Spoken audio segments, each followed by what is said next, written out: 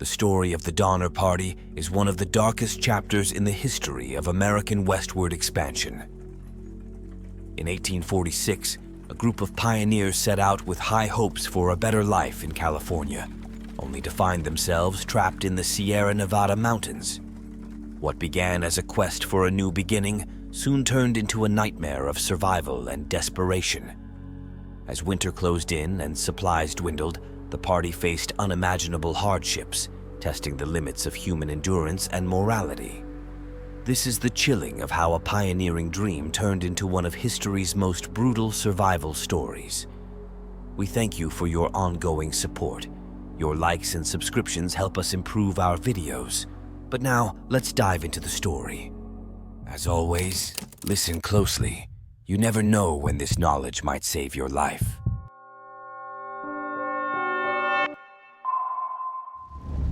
Chapter 1.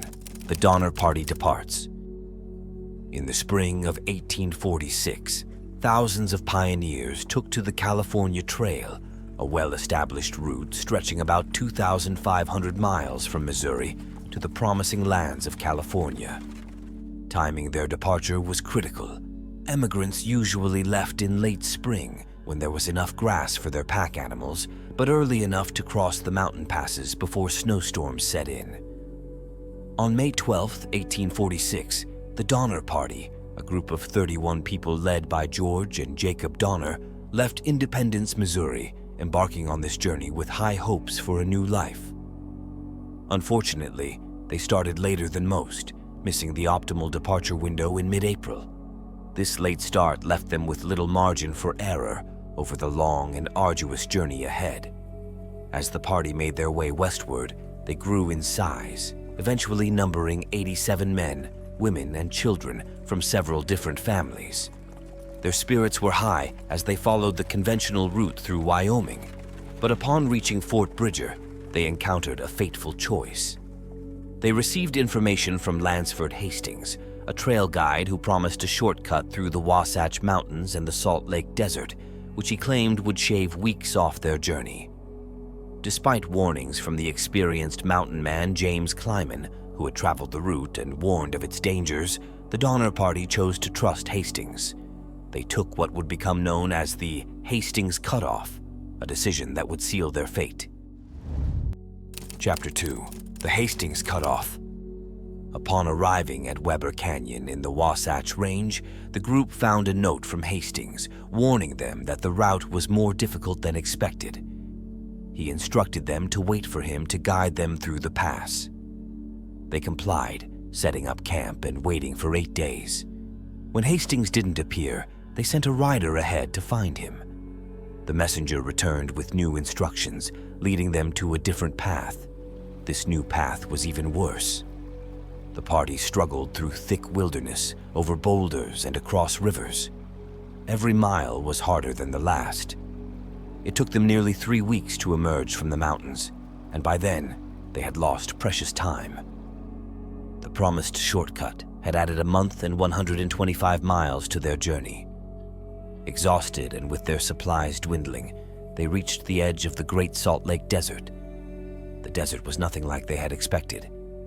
Instead of the hard, flat surface they had been told to expect, they encountered deep, wet sand that bogged down their wagons. Thirsty and disoriented, they struggled across the salt flats, and by the time they made it out, many of their oxen and horses had died, and their wagons had been severely damaged. By the time the Donner Party reached the Sierra Nevada mountains in late October, they were dangerously behind schedule. The snow began to fall, and they realized they had made a terrible mistake. Chapter 3. Trapped in the Mountains. On October 28, 1846, the Donner Party was within sight of their destination, with only about 100 miles left to traverse. But their progress was abruptly halted by a brutal blizzard. The storm struck with ferocious intensity, dumping several feet of snow and completely blocking the mountain pass they needed to cross.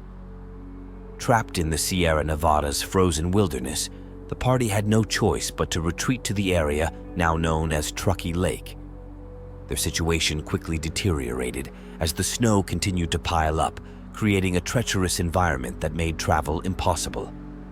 The group hastily set up makeshift shelters, tents, and ramshackle cabins, hoping to weather the winter in these inadequate structures. The conditions were grim.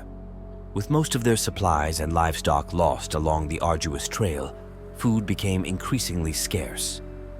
The harsh winter conditions compounded their dire situation. Hunting was impossible. As the days passed, starvation began to take its toll. Children cried from hunger. Adults grew weak and frail. The bitter cold seeped into their bones, and frostbite and illness became a constant threat. The dwindling food reserves and lack of proper shelter meant that the first members of the party started to die from starvation and exposure. The once hopeful pioneers now faced the brutal reality of their predicament, caught in a deadly struggle for survival against the harsh elements of the Sierra Nevada winter. Chapter 4: Desperation in December. By mid-December, the Donner Party was facing the harsh reality that help might not come in time. More than half of the party were children, including 6 infants, which made their situation all the more dire. Starvation gnawed at their bodies, and morale plummeted as hope began to fade. On December 16, 1846, desperation drove the Donner Party to make a critical decision. They divided their group, sending 17 of their strongest members to seek help. These individuals, known as the Forlorn Hope, fashioned makeshift snowshoes and set out into the treacherous mountains. Their journey was marked by severe deprivation, and after several days of wandering without food, they were on the brink of collapse. Faced with no other option for survival, they resorted to cannibalism. Weak and delirious, they began to consume the bodies of their fallen companions. Among this group were 2 Native American guides, Salvador and Luis, who had joined the group shortly before the snowfall. When the discussions of cannibalism began, the 2 men, horrified, attempted to flee. But days later, starving and lost, they were found by William Foster, a member of the Forlorn Hope. In a moment of desperation, Foster shot and killed both men, and their bodies were consumed by the party. The group was eventually reduced to 7 survivors. Their bodies were ravaged by hunger and the cold, but they managed to stumble upon a Native American village where they were given food and shelter. They would later reach a ranch in California, where they were able to organize the rescue for the rest of the Donner Party.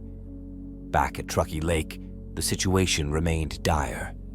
The remaining survivors, who were still waiting there, were forced to slaughter their animals for food. When even the dogs were gone, they gnawed on bones, tree bark, and animal hides. Eventually, they too resorted to cannibalism, consuming the frozen bodies of those who had perished. Chapter 5: The Rescue. By February 1847, after 5 grueling months trapped in the mountains, rescuers finally reached the stranded emigrants.